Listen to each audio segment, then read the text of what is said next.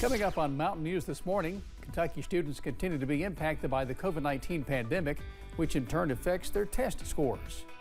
And Senator Rand Paul makes a visit to a group of Eastern Kentucky students as they prepare to be the workers of tomorrow. Dedicated to Eastern and Southern Kentucky, this is WYMT Mountain News this morning.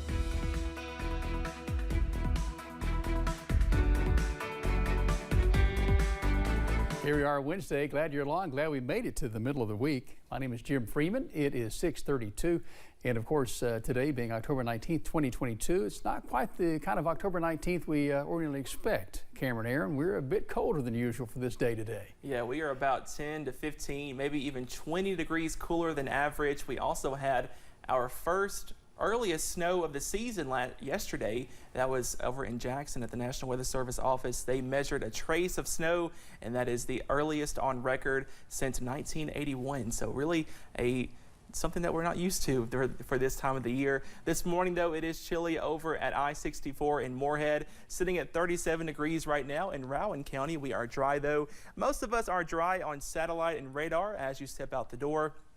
But we have been looking at a few snow flurries over portions of Wayne County, West Virginia, and near I-64 over our northern counties. But for most of us, we stay dry this morning, and chilly temperatures in the middle to upper 30s, 34 in Jackson, 36 for Pikeville, 36 in London, 39 over in Manchester. And like we mentioned, we are well below average for this time of year. We should be in the upper 60s for highs. We're going to be in the lower 50s later on today, an improvement from yesterday, but still below average. We'll talk about a warm-up, though, by this weekend coming up in just a little bit. Jim?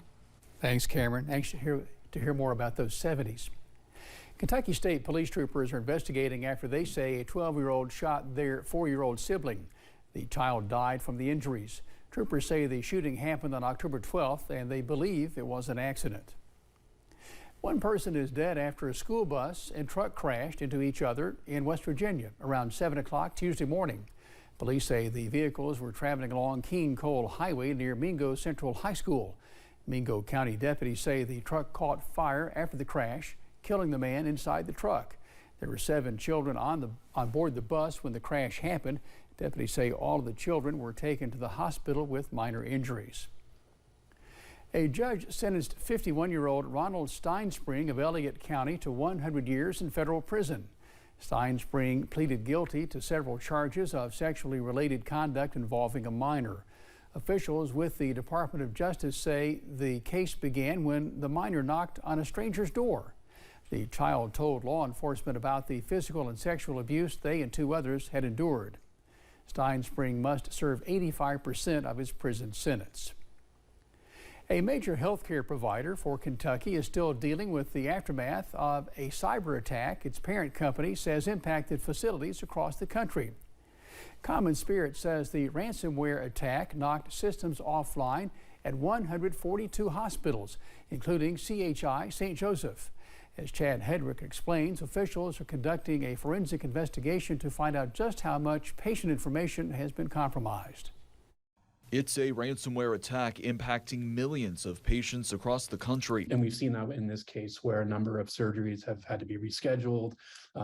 People are getting turned away, getting sent to different hospitals. Nearly 2 weeks ago, a cybersecurity breach on Common Spirit, which is the parent company to CHI St. Joseph, exposed the healthcare system's records and other information, forcing them to take systems offline. Oftentimes, hospitals, they don't have a lot of the resources that you might see in some of the financial services, for example, with regards to security resources. Ken Weston with Cyber Reason says the healthcare industry as a whole is very vulnerable. A report from cybersecurity firm CrowdStrike shows a 50% increase in attacks, with the most notable increases among health institutions. Last year, 45 million people were affected by healthcare attacks on 68 providers. That's up from 34 million in 2020. We should know that these ransomware groups are becoming much more brazen.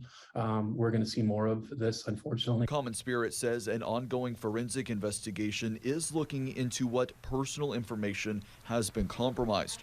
Weston suspects they are still negotiating the ransom to avoid data being released or sold. And there might be a concern too, is if there is sort of PII or personally identifiable information that's tied to that, they could be going after some of those consumers as well.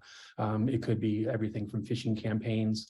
If there is medical information, that information could be sold in underground markets. That's sort of the kind of a worst case scenario. And that was Chad Hedrick reporting. Weston says patients need to pay attention to any letters that come from the hospital as well. They may not be sent out via email, but through a postal letter as well. Now, if you do get an email, be cautious and verify if it is actually from the hospital. And don't click on any links or put any information unless you know it is legitimate. Top lawmakers in Tennessee and Virginia are coming together to combat the ongoing opioid crisis. Both states are set to see one of the largest financial recoveries due to lawsuits and settlements against big pharmaceutical companies. In Tennessee, the money is overseen by Opioid Abatement Trust, while for Virginia, it's Opioid Abatement Authority. We want to make sure there's resources for those brave individuals willing to admit they need help. Counties and localities across both states are set to see a portion of the funding. Kentucky's test scores seem to show the COVID-19 pandemic is still impacting our students. A new report from the Kentucky Department of Education shows students are still struggling. State education leaders say it is going to take time to get them back up to speed. We know the problems. We knew the problems were there before this data became available. Now it's important to continue the work of recovery. The problems the education commissioner is referring to appears when looking at the graduation rates and ACT scores. 4-year graduation rates dropped for the second straight year statewide, and 5-year graduation rates dropped for the first time in 5 years. ACT scores rebounded slightly after a full point drop off last year, but they're still sitting at a full point below the composite score from 2017, which was the highest in the last 5 years. Students and faculty at the East Kentucky Advanced Manufacturing Institute were paid a visit yesterday. Senator Rand Paul stopped by ECAMI. They tour the facility and speak to students and staff about how the institute is preparing the workforce of tomorrow. Senator Paul says workforce participation is much too low in the state of Kentucky, while one ECAMI student says the new generation of workers has lost much of their work ethic. This is not a country where things are given to you. You work for it and you attain it through your sacrifice. And sadly, my generation, being Generation Z, we've lost touch of that. Senator Paul cites 38% of Kentuckians are able to choose not to work, and that ECAMI could help with this alarming statistic.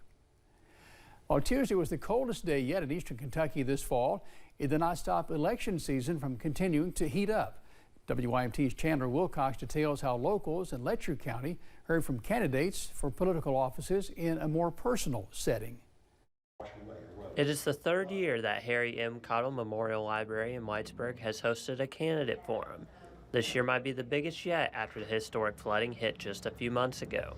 It gave us an opportunity to really get an idea of how they feel they would be able to help the residents of Letcher County. That opportunity is a chance to develop relationships between locals and candidates. And it's an opportunity we get in a small town that larger cities just don't have. 5 candidates from those running for city offices to county offices came together not for a debate, but a conversation.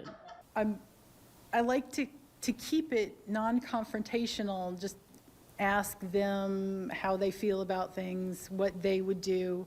The cordial meeting was informative for attendees hoping to know who they want to vote for soon. Most of the candidates spoke frankly about their ideas and their plans, and I liked what all of them had to say.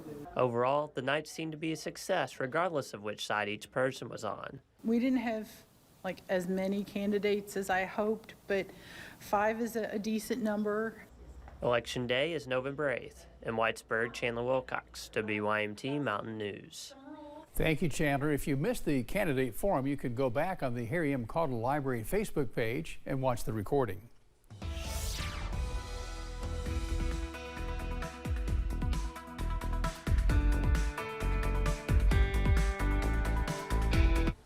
Well, good morning to our friends in Letcher County. Here is a live look right now over in Whitesburg, looking at a quiet Wednesday morning across the region, but it is chilly up on satellite and radar. We are looking at quiet conditions for most of us right now, but those temperatures, that is the big story. Middle to upper 30s right now. 36 for Pikeville, 38 in Prestonsburg, 32 over in Wise, and 39 over in Manchester. You will want to bundle up as you step out the door. We're still tracking a freeze warning for the counties in purple, a freeze watch for the counties in light blue, and this will expire at 10 a.m. this morning. And that chilly weather is going to continue as we go through the rest of your Wednesday morning. But some good news, a warm up is on the way. We'll talk about that in just a little bit. Jim? Thanks, Cameron. Bundle up at the bus stop. And thank you for joining us for Mountain News This Morning. Our time is 6:42. Still to come on Mountain News This Morning. The CDC issues a warning about a salmonella outbreak linked to a certain kind of lizard. We'll have tips on how reptile owners can avoid getting sick in just a few minutes.